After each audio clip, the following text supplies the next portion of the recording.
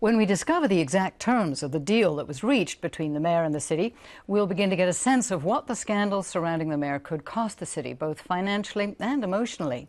But tomorrow's city council vote is now complicated by calls from attorney Gloria Allred on the council not to pay a penny of the mayor's legal fees.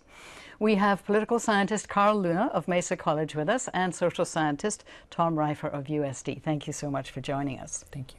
So just to kick us off, we're going to look at the clip of Jan Goldsmith, city attorney, who held a news conference last night explaining to the city of San Diego what the deal is that he has hammered out between the city and the mayor's attorneys. Here it is. We have reached a proposed resolution. It will be presented to the city council at a closed session council meeting on Friday at 1 p.m. at City Hall. Immediately thereafter, at the closed session, we may have a report out at a public council meeting at the same location. The city council has not heard of this proposal, and our process at City Hall, as well as the mediation process, requires that we maintain the confidentiality of the proposal until they have heard of it. This is the process we follow. Any rumors you hear about the proposal, you may deem to be untrue. Okay, so as an informed observer, we can really only speculate until tomorrow because we don't know the details of the deal. But what are the elements of this deal, Carl? I have no idea. We've fallen through the looking glass here. We had a mediation this week with 3 parties, except one of the parties now say they weren't really part of the mediation, so the other 2 parties came up with some deal. One would presume that the deal the mayor was looking for was some degree of personal indemnification from lawsuit and damages so he doesn't go bankrupt over this, and some paying of his legal fees in exchange for a resignation. Now, Ms. Allred had said that if the mayor resigns, they won't sue the city, but nothing said that they won't sue the mayor. It's really complicated, and now the city council is going to have to rule on something with the public complaining about it before anybody even knows what the substance of the deal is. And what's interesting is at that press conference that we just watched, we saw a bunch of attorneys, but none of those attorneys were Gloria Allred's attorneys, or Gloria It's herself. hard to have a mediation of all parties when one of the parties isn't buying into it, and it would appear that Gloria Allred's approach today was to torpedo this whole deal. Okay, so now let's just watch and see Gloria, what she had to say this afternoon. The majority of San Diegans agree that the mayor must go. However, his leaving the city should not leave a permanent stain on the city's reputation by the city councils facilitating the mayor's leaving by entering into a callous and unholy agreement with him. If the deal requires that the city council pay him $1, then I, for one, think that they should vote against it. There should be no payoff for Mayor Filner.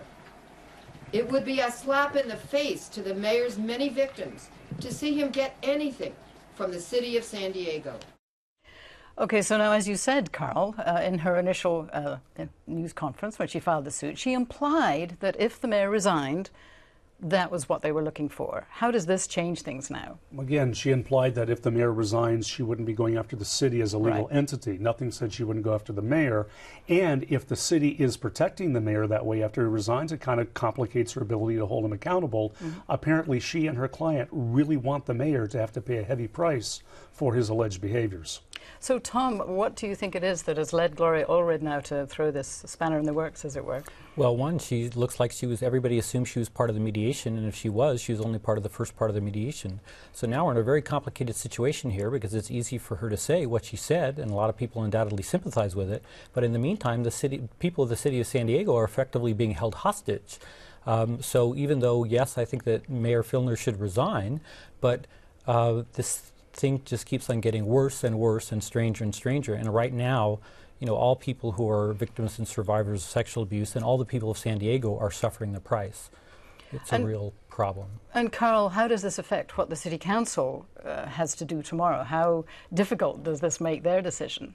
Well, by having the press conference today, Gloria Allred has now made this an issue for the next 24 hours, such that when the city council goes into session, they're going to have public comment, and there's going to be a bunch of people with flaming torches and pitchforks saying, don't pay the mayor anything. It may not be the most rational course, but in a city where people don't like to see the city spend money on things you need, like a new city hall, to actually pay for the mayor's legal expenses, there's going to be a lot of twittering and a lot of emailing and negative comments about this. So it implies that the deal probably did include an agreement to indemnify the mayor against any legal costs, and that now this is very controversial. That's what Gloria Allred put on the table, and that's what people will be talking about for the next 24 hours. And I don't know if the city council is going to be up to the pressure this is going to bring to bear on them. And in a sense, what we saw this afternoon was Gloria Allred pursuing her own interests, and the same with Bronwyn Ingram, the mayor's former fiancé. What do you think her role is in all this? Well, I think it's complicated for everybody, because you have a lot of people pursuing their own interests. That doesn't mean that they don't have a vision of what they're doing, but you have people that are negotiating deals that may be running for mayor if Filner resigns. So I'm not saying that to cast aspersion on anybody, but one of the problems we have here is that, you know, if ever we needed leadership and people sacrificing for the common good, it's now.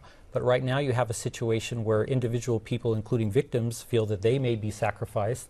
And so we have a real crisis here in San Diego, and it draws attention to larger issues that will have to be addressed, but we still have the immediate crisis to face. What do we do?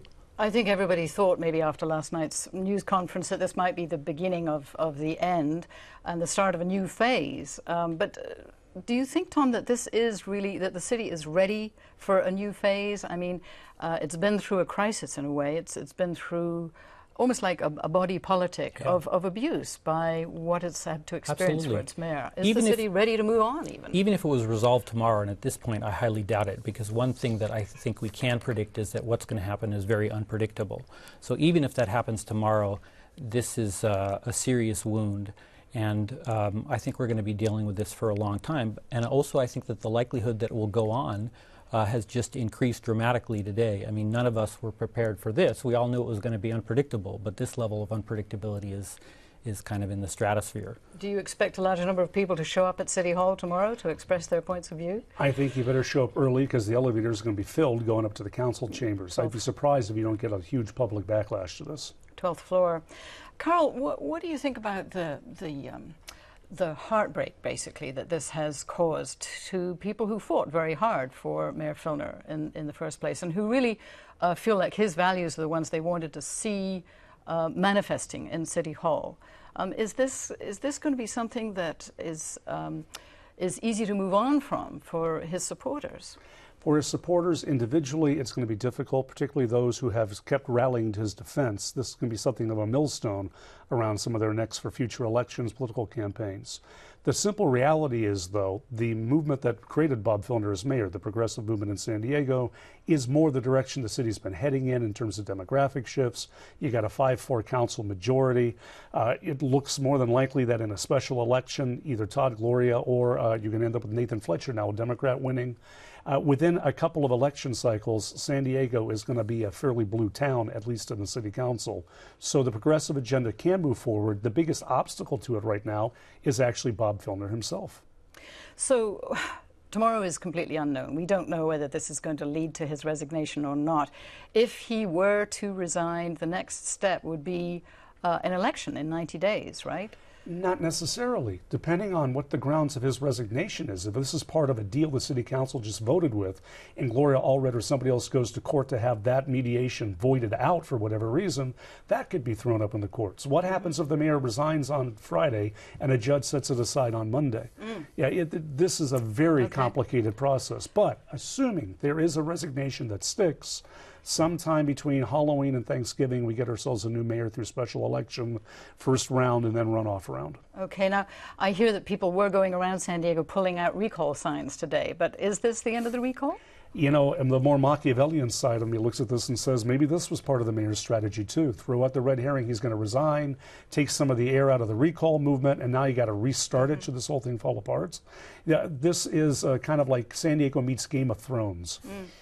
And when we look at it again from parallels with an individual abuse situation, I mean, it does this parallel the way that abusive relationships often end, very messy. People in asymmetrical situations of power taking advantage of other people, including the collateral damage of people who get in the way.